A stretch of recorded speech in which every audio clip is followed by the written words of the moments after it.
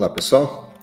Vamos ao nosso estudo de Apocalipse, continuando o nosso percurso, capítulo 13, como o Fernando pontuou. Hoje a gente foca talvez num dos textos mais polêmicos de toda a discussão, de todo o processo do livro de Apocalipse, que é o texto do capítulo 13. Polêmico por várias circunstâncias, seja no sentido do próprio assunto central do texto, seja no sentido das polêmicas que são geradas a partir do final do texto, que em particular não é tanto o nosso foco para hoje, mas de qualquer forma o capítulo 13 sempre desperta alguma animosidade, porque classicamente é conhecido como o capítulo da marca da besta, ou o capítulo da besta de Apocalipse, e portanto ele causa algum tipo de animosidade ou algum tipo de polêmica nessa discussão.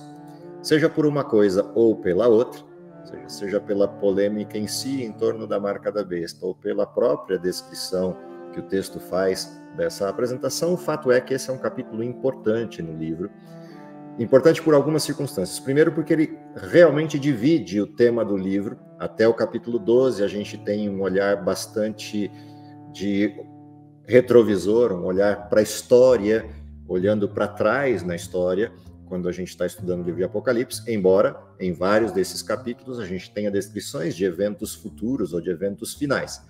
Mas quando chega no capítulo 13, literalmente ali é um divisor de águas, e daqui para frente a maior parte dos eventos do livro de Apocalipse descritos, capítulo 13, 14, 15, 16, até o final do livro, dizem respeito a eventos que estão para frente na história. E, portanto, o livro agora muda o seu tom e a gente passa a focar em coisas que ainda estão por acontecer. E é importante que a gente tenha passado primeiro pelas questões históricas, aquelas profecias que já ocorreram, porque é a fidelidade dessas profecias, o rigor com que elas se cumpriram, a maneira como a gente percebe esse cumprimento, que resulta, obviamente, na crença, na confirmação de crença, de que, de fato, aquilo que está pela frente também se cumprirá. Ou seja, temos aqui no escopo histórico, no contexto histórico do Apocalipse, a fundamentação para poder acreditar naquilo que está por vir, aquilo que está pela frente, aquilo que aguardamos que se cumpra ainda no futuro. Posto isso como preâmbulo, vamos ao texto do capítulo 13, vamos começar a nossa jornada nesse capítulo, e aí, particularmente, alguns pontos de ancoragem do texto, de forma bastante calma e atenciosa, a gente vai pontuando a construção desta estrutura de interpretação do capítulo 13. Como eu disse, tem alguns pontos que sempre geram alguma polêmica, geram alguma discussão, mas é importante que a gente, de forma clara, de forma objetiva, compreenda essa simbologia do texto, exatamente pela importância que esse texto tem nesse divisor de águas do livro. Então, compartilhando com vocês e começando a nossa jornada desse estudo, vamos a algumas questões importantes de introdução. Primeira dessas questões importantes de introdução, quando a gente pensa no capítulo 13, é lembrar, o capítulo 13 vai tratar de dois temas principais, dois personagens principais. Uma besta que tem como origem a terra e uma besta que tem como origem o mar. Ou seja, uma besta que sobe da terra, uma besta que sobe do mar. Lembrando que a palavra besta, ela é uma palavra que está atrelada a uma grande fera, a um grande animal. Essa é a descrição da palavra besta em vários contextos diferentes da Bíblia. Pensando então dentro desse contexto, vamos à primeira parte da leitura do livro de Apocalipse, do capítulo 13, e o contexto em que esse texto vai se dar. Capítulo 13, os versos 1 e 2 introduzem a mensagem do capítulo. Vamos a eles e daqui a pouco a gente comenta. Apocalipse 13. A besta que saiu do mar. Então, o dragão se pôs em pé na areia do mar. Vi uma besta que saía do mar. Esta tinha 10 chifres e 7 cabeças, com 10 diademas, um sobre cada chifre, e em cada cabeça um nome de blasfêmia. A besta que vi era semelhante a um leopardo, mas tinha pés como os de urso e boca como de leão. O dragão deu à besta o seu poder, o seu trono e grande autoridade. O que é interessante neste contexto da aplicação que o capítulo 13 faz, de descrição da besta como surgindo do mar. Há um contexto para isso. Se a gente voltar ao capítulo anterior, ao capítulo 12, a gente vai ver que lá no capítulo 12 aparece uma referência, e essa referência do capítulo 12 dá conta de uma besta, de um dragão, na realidade, e esse dragão se põe em pé sobre a areia do mar. E é interessante porque essa figura de um dragão sobre a areia do mar une dois aspectos, o mar e a terra, a areia. Caprichosamente, isso está na iminência da introdução do capítulo 13, que vai tratar de uma besta que sobe do mar e de uma besta que sobe da terra. Quando a gente observa no capítulo 13, os versos 1 e 2, a descrição dessa besta, o que aparece ali? Aparece que essa besta do capítulo 13, quando comparada com o dragão descrito no capítulo 12, guarda alguma semelhança.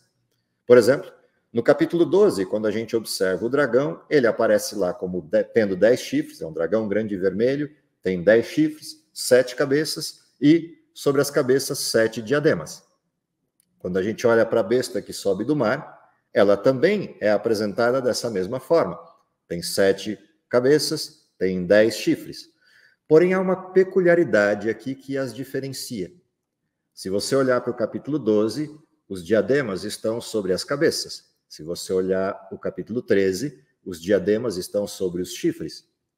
Se você olha as cabeças no capítulo 13, tem um acréscimo ali. Elas não têm os diademas, mas ela tem nomes de blasfêmias. Ou seja, essa diferença entre a besta do capítulo 13 e o dragão do capítulo 12 nos dá a percepção de que, embora sejam parecidos, não são os mesmos símbolos, não se referem às mesmas condições, não estão atrelados aos mesmos elementos. São parecidos, mas não são iguais. Ou seja, se a gente observasse a figura desses animais, a figura representativa que essa metáfora, esse simbolismo de Apocalipse está trazendo, essa figura traz, dentro do desenho, coisas para a gente prestar atenção.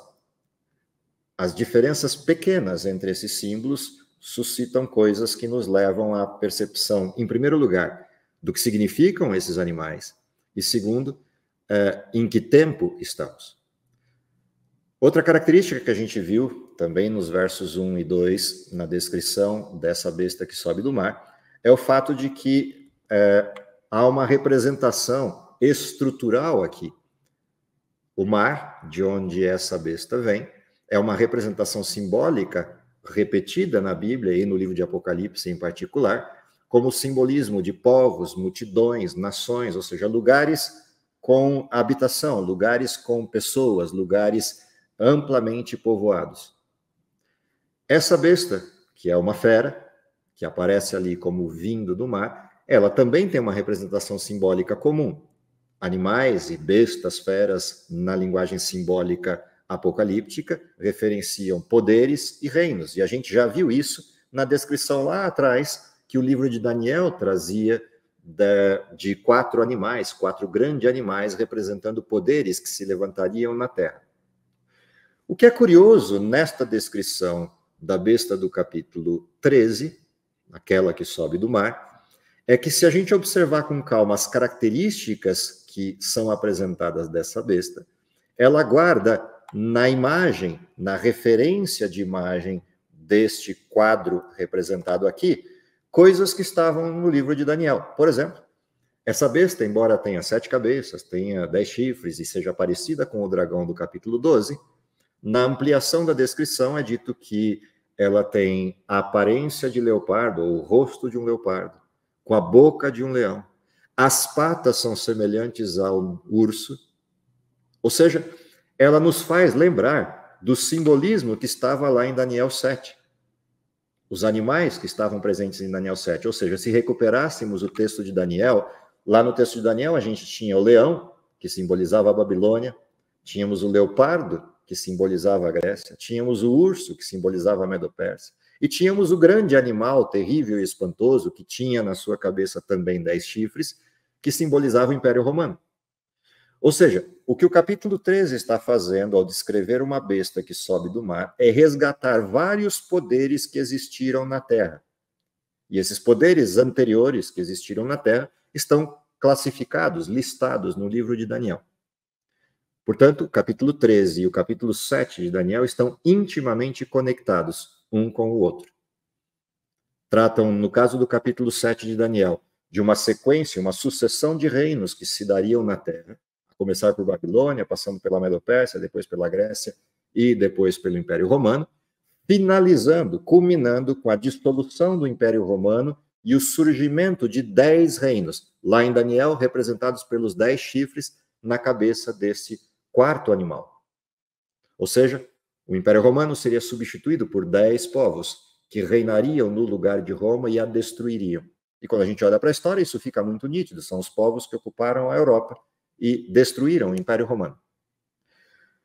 Mas o que é curioso no capítulo 12 e 13 conectados, ou seja, quando a gente olha a sequência do capítulo 12 e 13 de Apocalipse, é que a besta do capítulo 13, quando muda a sua referência, onde as diademas estão posicionadas, se você olha lá no capítulo 12, os diademas estão sobre as cabeças. Você olha no capítulo 13, os diademas estão sobre os chifres. Ou seja, a história seguiu seu curso.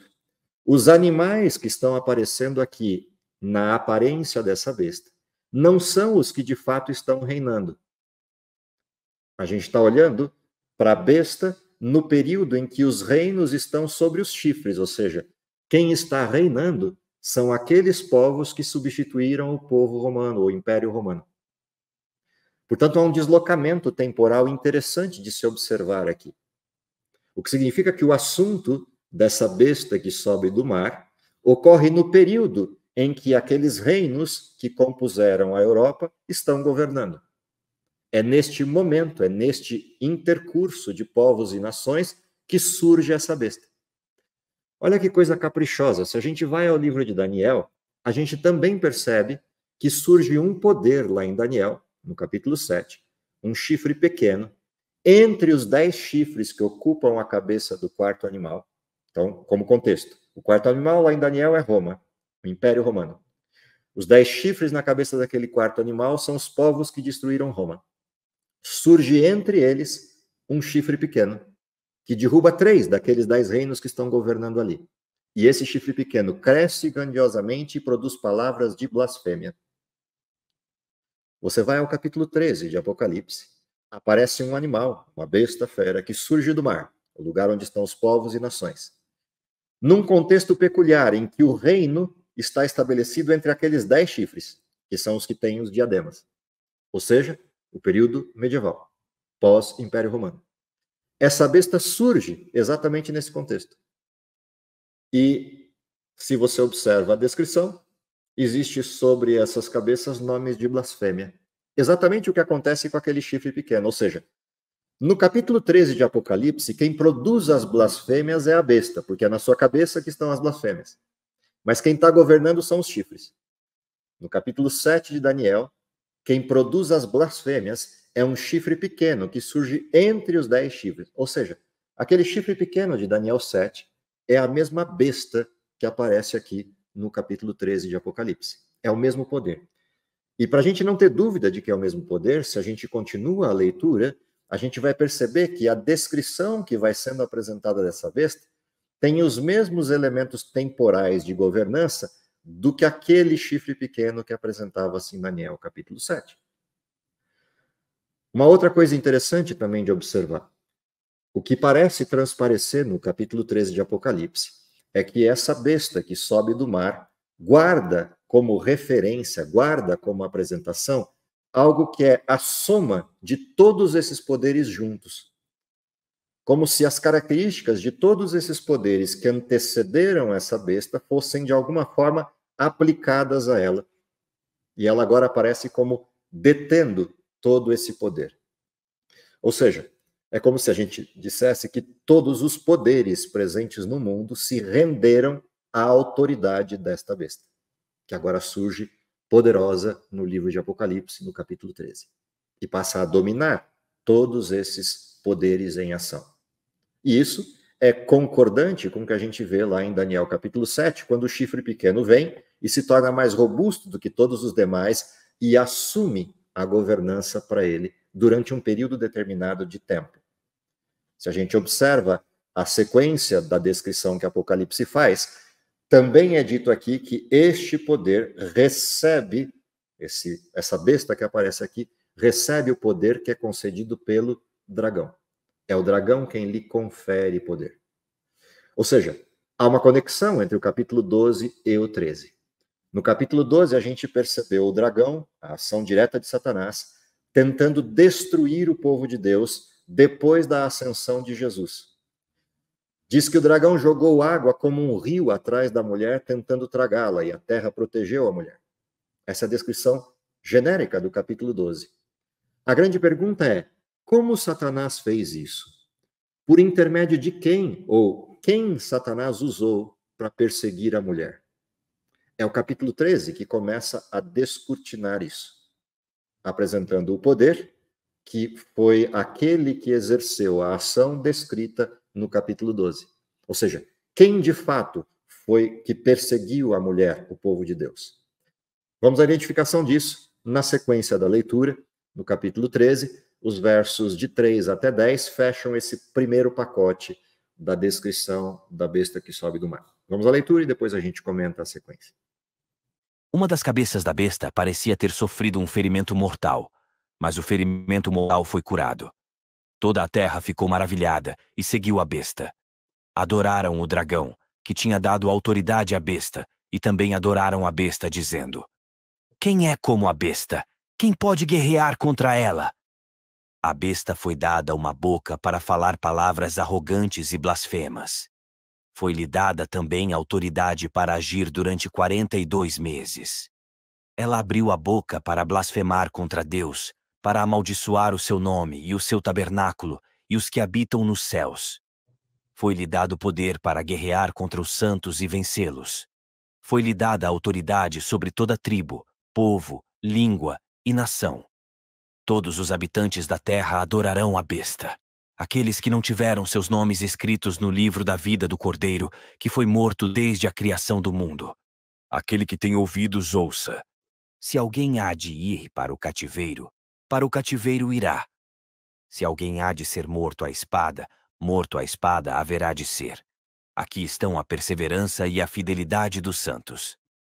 Nessa segunda parte da descrição, ou seja, nesse bloco inteiro que mostra o que faz essa besta que sobe do mar, a gente tem a alusão, em primeiro lugar, a um tempo, a uma determinação, a uma estrutura temporal. Que descrição temporal é essa? O que a gente percebe neste processo? Primeira coisa é que fala que esse poder governaria por 42 meses. 42 meses, como já vimos no capítulo 11 e no capítulo 12 de Apocalipse, referem-se ao mesmo tempo profético de Daniel capítulo 7, ou seja, um tempo, tempos e metade de um tempo. Ou o período que se estendeu desde 538 até 1798, o período hegemônico de domínio religioso cristão medieval. Ou seja, do que estamos falando quando abordamos a besta que sobe do mar? É o mesmo poder que perseguiu a mulher por 1260 anos, em Apocalipse 12, que é o mesmo poder que jogou água como um rio atrás da mulher, tentando destruí-la, e a assolou por um tempo, tempos e metade de um tempo, que é a mesma expressão usada lá em Daniel capítulo 7, 25, esse poder dominará por um tempo, 2 tempos e metade de um tempo, que é a mesma expressão que está em Daniel capítulo 12, verso 7, ou seja, essa estrutura e esse poder vem sendo repetido várias vezes na Bíblia. A razão para isso é que esse poder se levanta de tal forma contra o povo de Deus e distorce de tal forma a verdade que se torna algo realmente importante de atenção no discurso bíblico, na narrativa bíblica, no que diz respeito às perseguições contra o povo de Deus. Como já vimos em Daniel e também em Apocalipse 11 e 12, esse poder se refere ao romanismo cristão, que durante todo o tempo medieval perseguiu o povo de Deus e assolou a verdade e modificou a verdade. Seja na sua fase inicial de construção de tradições e dogmas, seja na sua fase final de modelos de perseguição mais intensa, o processo da Inquisição e, por fim, a Contra-Reforma. Seja em qual dos aspectos a gente observa esse poder, em qual dos momentos a gente se concentre para observar esse poder, o fato é que ele se levanta de maneira importante contra o povo de Deus. É dito aqui que esse poder se manifestaria na produção de blasfêmias. E também já vimos, quando estudamos o livro de Daniel, parte deste processo de blasfêmias. Entre essas diversas blasfêmias, a gente pode contar ou pontuar algumas. Ou seja, o que é blasfêmia? Blasfêmia é toda vez que alguém se posiciona em lugar de Deus, assumindo a autoridade como se fosse Deus, fazendo aquilo que só Deus pode fazer, ou se colocando como Deus, para agir como Deus diante de alguém. E é exatamente isso que aconteceu no período medieval, quando a igreja cristã assume para si duas grandes prerrogativas de Deus: o perdoar pecados e o fator de se posicionar como infalível, como impecável e como autoridade no lugar de Deus na terra. E aqui tem alguns textos desse mesmo período que nos ajudam a compreender essa estrutura. Por exemplo, se a gente olha parte dos dogmas medievais ou parte das descrições medievais da autoridade episcopal, da autoridade religiosa da Idade Média, aqui tem alguns dos elementos claros disso. Primeiro texto é o próprio Deus é obrigado a acatar o julgamento do seu sacerdote e a não perdoar ou a perdoar conforme se recusem a dar absolvição, desde que o penitente seja capaz disso. O poder do sacerdote é o poder da pessoa divina, pois a transubstanciação do pão exige tanto poder como a criação do mundo. Assim, o sacerdote pode ser chamado de criador do Criador. O Papa e Deus são iguais, então ele tem todo o poder no céu e na terra. Ou seja, esses textos nada mais fazem do que declarar o que se assumiu enquanto modelo eclesial no período medieval, e é esse exatamente o contexto das blasfêmias. Além disso, podemos olhar alguns outros textos que também espelham essa mesma autoridade colocada em lugar de Deus. Consequentemente, o Papa é coroado com uma tríplice coroa, como rei do céu e da terra e das regiões inferiores. O Papa não é apenas o representante de Jesus Cristo, ele é o próprio Jesus Cristo escondido sob o véu da carne. O Papa Nicolau I declarou: a denominação de Deus foi confirmada por Constantino ao Papa, que sendo Deus não pode ser julgado pelo homem. Ou seja, quando a gente fala de blasfêmias, nada caracteriza melhor esse contexto de blasfêmias do que a postura adotada pela igreja cristã no período medieval. Quando a gente olha para o tempo, a igreja assume o seu período de governança lá em 1798, lá em 538, e vai dominar durante todo o período de governança absoluta, até que em 1798, por ordem de Napoleão Bonaparte, General Berthier vai lá e prende o bispo de Roma. E a prisão do Papa Pio VI decreta o fim desse período de domínio absolutista, de domínio absoluto cristão, cumprindo exatamente o percurso profético que Daniel havia descrito, 1260 anos, tempos e metade de um tempo, ou os 42 meses descritos nas profecias de Apocalipse. O que significa que, com exatidão, a Bíblia demonstra que, de fato, o poder que cumpre o papel que se encaixa com essa besta que sobe do mar é, de fato, o período medieval cristão. Na carona disso, o texto vai descrever uma série de outros aspectos que envolvem esse poder. Por exemplo, o fato de que esse poder levou muitos ao cativeiro, e importa que aquele que tenha levado muitos ao cativeiro também seja levado ao cativeiro. E essas descrições todas vão fechando o ciclo histórico de domínio desse poder. É necessário que aquele que levou muitos à morte também seja morto e destruído, e isso a gente vai ver no fim do processo da intervenção de Deus. Ou seja, todo esse processo descritivo vai mostrando não só a hegemonia, mas também o processo da queda. E por fim é dito que esse poder recebe um golpe de morte.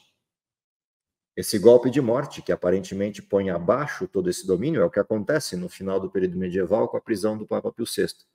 Porém, esse golpe não dura para sempre.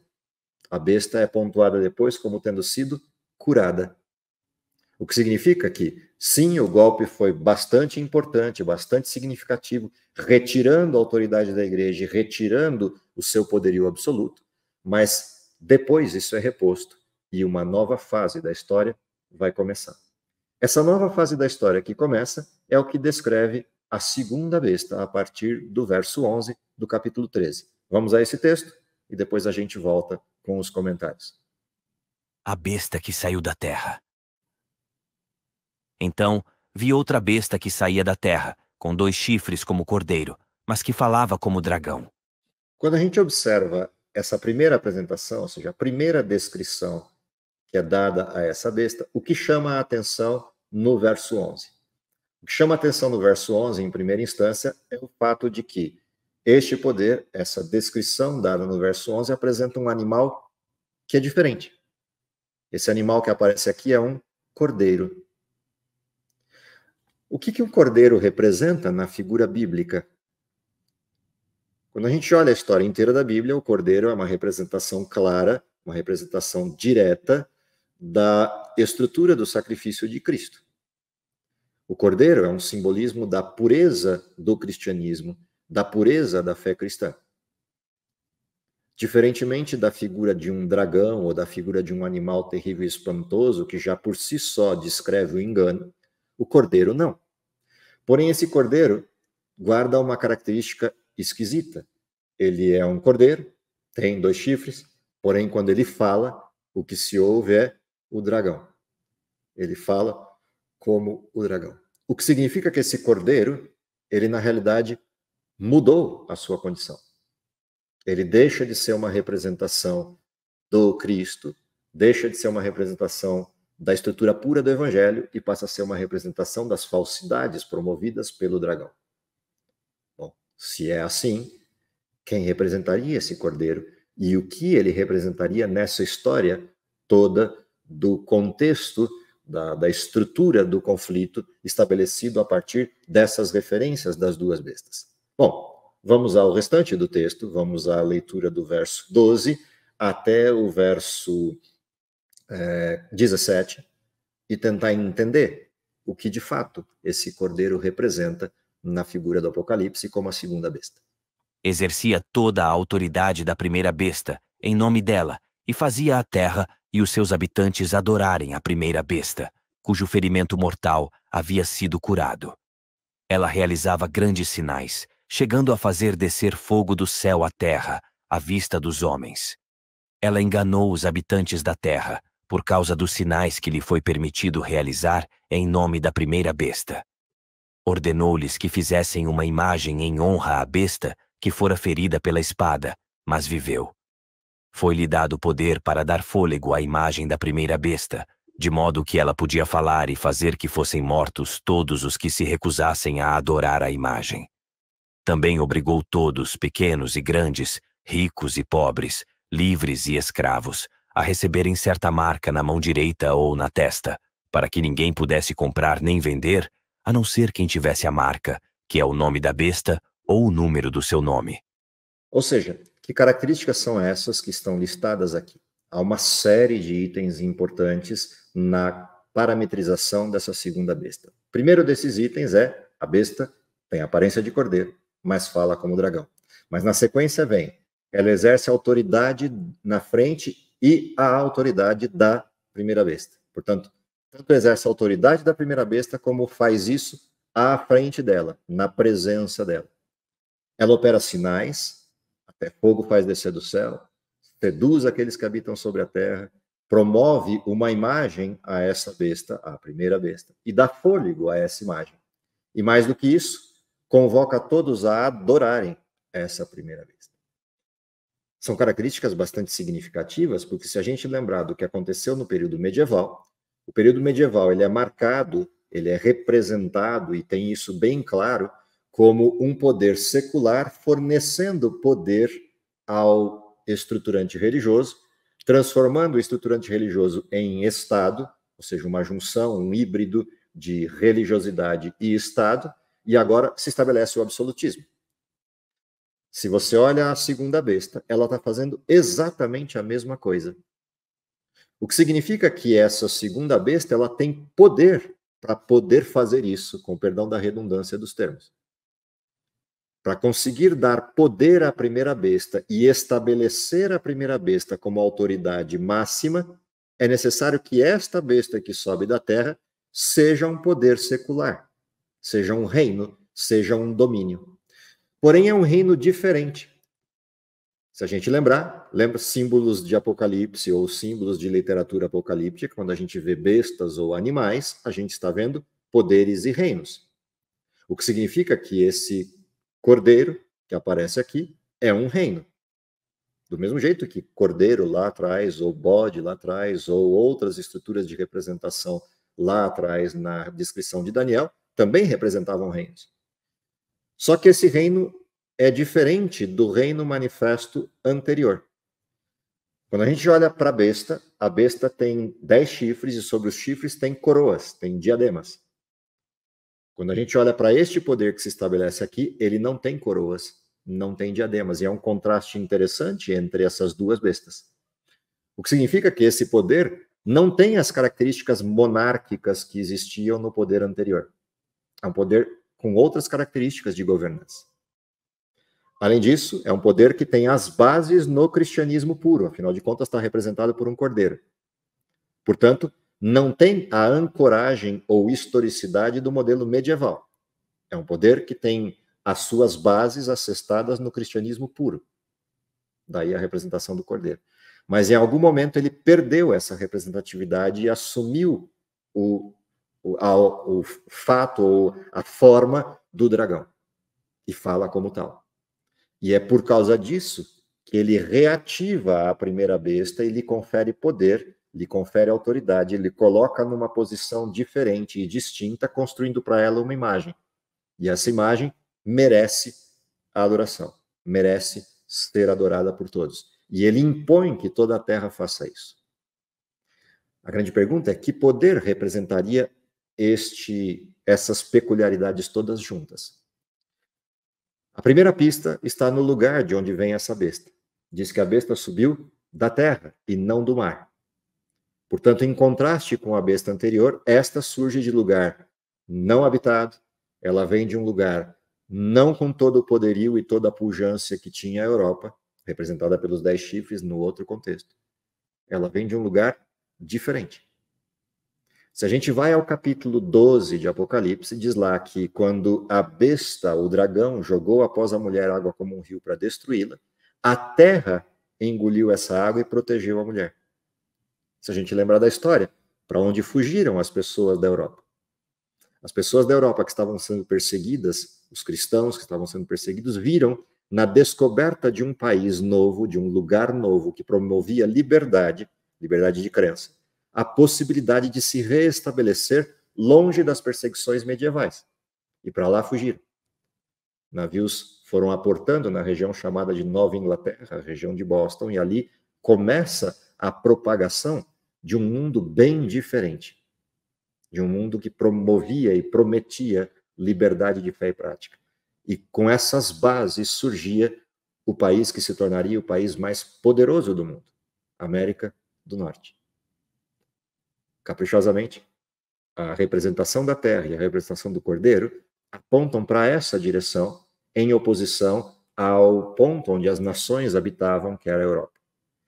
Essa nação que se fundamentou na liberdade, que se estabeleceu a partir desses ideais de liberdade, principalmente 2 grandes conjuntos de ideais, os ideais chamados de republicanos e os ideais de liberdade religiosa, em algum ponto da sua história começa a perder esses ideais. E ao perder esses ideais, vai conceder autoridade à primeira besta. Para que se tenha certeza de que esses são de fato os ideais presentes nessa instituição que se formava como um país de liberdade, basta a gente voltar à Declaração de Independência dos Estados Unidos e lembrar os itens que estão lá. Esses ideais estão bem presentes na introdução da declaração. Se a gente pega o texto formal da Declaração de Independência, no preâmbulo, na introdução desse texto, diz lá: quando no curso dos acontecimentos humanos se torna necessário um povo dissolver seus laços políticos que o ligavam a outro, é a fuga da Europa, é a fuga para a América, a independência da Inglaterra e dos outros que tentavam conquistar os povos da América, entre os poderes da terra. Posição igual e separada, a que lhe dão direito as leis da natureza e as do Deus da natureza. O respeito digno para com as opiniões dos homens exige que se declarem as causas que os levam a essa separação. Lembra, isso parece até que a gente está escutando o eco da Bíblia, importa mais obedecer a Deus do que aos homens. O texto ainda continua, consideramos essas verdades como evidentes por si mesmas, que todos os homens são criados iguais e dotados pelo Criador de certos direitos inalienáveis, que entre estes estão a vida, a liberdade e a procura da felicidade. E aí continua o restante da Declaração da Independência. Ou seja, as bases de formação do que seria depois o Estado americano e a Confederação de Estados Americanos é a compreensão de que existe um Criador, de que existe um Deus, e de que os seres humanos foram dotados por eles de bens inalienáveis, de direitos inalienáveis, entre eles um grande e principal, que é a liberdade, além da procura da felicidade e a vida. Ou seja, as bases são essas. O modelo é este. Como pode um país que foi fundamentado na Bíblia, na percepção da liberdade, se tornar o país que vai impor a autoridade derrubando a liberdade? Por isso, ele tem a aparência de cordeiro e fala como dragão. Quebrará os seus princípios fundamentais. Quando a gente olha a sequência da descrição, é dito que ele dá fôlego a essa besta, aquela besta que sobreviveu, que foi ferida à espada, mas a ferida foi curada. Ou seja, em algum momento da história, antes que acontecesse a transferência de poder e a criação da imagem à besta, e a América do Norte desse de novo a autoridade máxima àquele poder que outrora dominou a Idade Média, antes que isso ocorresse, era necessário que a ferida mortal que aquele poder recebeu fosse curada. Quando isso acontece e de que forma? Se a gente olhar para a história, também isso fica nítido. A estrutura do poder do romanismo cristão recebeu um golpe importante na época de Napoleão e ainda recebeu outros golpes importantes na sequência da história. Até que, em 1929, numa coisa não imaginada, impensada para o contexto, inclusive, da época, dois sujeitos se juntam e mudam a história. De um lado, o cardeal Pietro Gasparri, e de outro lado, Mussolini.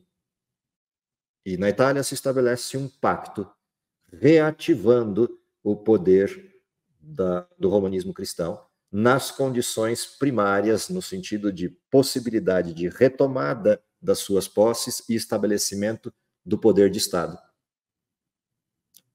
Se você pega o jornal da época descrevendo essa cena, como dá-se conta ou aponta-se como uma grande vitória política e, caprichosamente, na estrutura do jornal, uma descrição de que há uma questão espiritual envolvida nessa abordagem do regime. Por que isso chama a atenção? Porque estamos falando de um modelo de governança na Itália de uma grande ditadura. Hitler, quando olha para esse evento, faz um comentário curioso da gente observar. Ele põe assim, o Vaticano, nesse contexto do decreto do Tratado de Latrão, o Vaticano confia nas novas realidades políticas, muito mais do que o fez como antiga democracia liberal. A Igreja reconhece que as ideias fascistas estão mais próximas da cristandade do que o liberalismo judeu. Isso dito por quem é pontuada a frase, por Adolf Hitler, é também curioso para marcar esse evento e a gente entender a proporção que isso vai ter na sequência da história. Há uma modificação radical acontecendo aqui. E que, com o passar dos anos, tende a modificar o perfil da Igreja. E, inclusive, modificar o perfil de toda essa história. Então, o Tratado de Latrão marca uma virada de página. E de 1929 para frente, a gente passa a ter o que Apocalipse aqui está descrevendo como o fortalecimento desse poder. Ou seja, paulatinamente na história, esse poder iria ganhar terreno, ampliar sua capacidade, ampliar a sua ascensão sobre outros povos, até que chegasse um momento em que a autoridade absoluta seria concedida pelo governo romano, pelo governo americano. Dentro dessa mesma perspectiva, se a gente olhar as características que aparecem após a assinatura do Tratado de Latrão, Entre essas situações, o Papa é colocado agora como chefe de Estado, obviamente, num modelo restrito, no Estado do Vaticano, naqueles perto de 40 hectares que movem o Vaticano, mas algumas instituições fora dele, como a Catedral de São Pedro e etc., que também estão sob domínio do Vaticano. O casamento passa a ter efeito civil, a partir da formatação do clero. O divórcio se torna proibido e o ensino religioso se torna obrigatório nas escolas no contexto italiano. Além de uma gorda indenização de 90 milhões de dólares que é dada à igreja em função dos seus flagelos dos tempos em que ela perdeu o seu poder. Ou seja, é o início de uma mudança significativa na história. Na sequência, o que é dito a respeito desse poder? É dito que o Cordeiro, além de propiciar poder absoluto àquele governo, vai obrigar uma modificação no comportamento dos habitantes da Terra. E que modificações são essas? De uma forma resumida, ele fará morrer todos aqueles que não adorarem a imagem construída à besta. Segundo, ele marcará a todos na mão direita e na fronte. E terceiro, restringirá o poder de compra e venda, ou seja, retirará a capacidade livre de cidadania de todos aqueles que não tenham a marca. Ao contrário disso, fornecerá liberdade e cidadania àqueles que aceitarem a marca. Portanto, a ação da América do Norte, neste contexto, vai ser a ação de coerção e estabelecimento de regramento, dando e preparando o terreno para que a besta agora assuma o poder e seja adorada por todos. O que significa que o centro dessa atenção, o centro desse novo formato, desse novo regime, vai ser a adoração. E nesse contexto, quando a gente fala de adoração, está obviamente apontando na necessidade de uma escolha. Adorar a quem ou deixar de adorar a quem? Adorar a besta significará deixar de adorar a Deus. Adorar a Deus significa enfrentar a besta e todos os que lhe seguem. Isso significa que o povo de Deus terá uma decisão crucial neste momento da história, porque não haverão 3 lados, 4 lados, 5 lados de posição. Haverão apenas 2 lados. Ou se adora a Deus e tudo que ele representa, ou se adora a besta e tudo que ela representa. Portanto, a última parte de Apocalipse 13, que é o que vamos estudar na sequência, no nosso próximo estudo, é: qual é o sentido de adoração? Por que a adoração é a parte importante, crucial do desfecho dessa história? Quais são os elementos atrelados a esse processo de escolha de a quem devemos adorar? E mais do que isso, o que implicará o caráter do povo de Deus na escolha que terá que fazer neste momento? Disso vai se tratar a última partezinha do capítulo 13, que é o nosso estudo do nosso próximo encontro, e a introdução do capítulo 14, que descreve as características do povo de Deus neste enfrentamento. Até lá, ficamos no aguardo com 2 questões importantes. No tempo em que vivemos hoje, que antecede todo esse conflito que está previsto para frente, nesse tempo que vivemos hoje, temos a obrigação e a oportunidade, em paralelo, de aprofundar o nosso conhecimento da Bíblia e o nosso relacionamento com Deus, porque o peso deste conflito, que será único na história e abrangerá o mundo inteiro, se posicionando em apenas 2 possibilidades: ao lado de Deus, ou ao lado da besta e sua imagem, e consequentemente ao lado do dragão e tudo que ele representa, vai exigir de que este povo, que diga não à besta e sim a Deus, tenha desenvolvido um nível de comunhão, conhecimento da Bíblia, tenacidade e pureza que lhe permita ficar de pé diante de todo esse processo. Que Deus nos abençoe, para que durante esse percurso de estudos do capítulo 13 e do capítulo 14 a gente entenda a grande advertência para esse tempo e principalmente o apelo de Deus para que cumpramos essa missão final de posicionarmos a favor de Deus e, mais do que isso, avisarmos a outros das coisas que vêm pela frente. Deus nos abençoe, nos encontramos no nosso próximo estudo. Vamos orar? Querido Pai que está nos céus, te agradecemos pelo dom da vida, te agradecemos pela oportunidade que temos do tempo da história em que vivemos. Te agradecemos porque não o fazemos no escuro, temos a clareza da Bíblia, a clareza das tuas instruções e principalmente a oportunidade de levar às pessoas o conhecimento da tua verdade. Dá, Senhor, que possamos nos preparar enquanto ainda é tempo, para que quando esse tempo de maior dificuldade chegue, estejamos de pé, cumprindo a missão. É o que lhe pedimos por Jesus. Amém.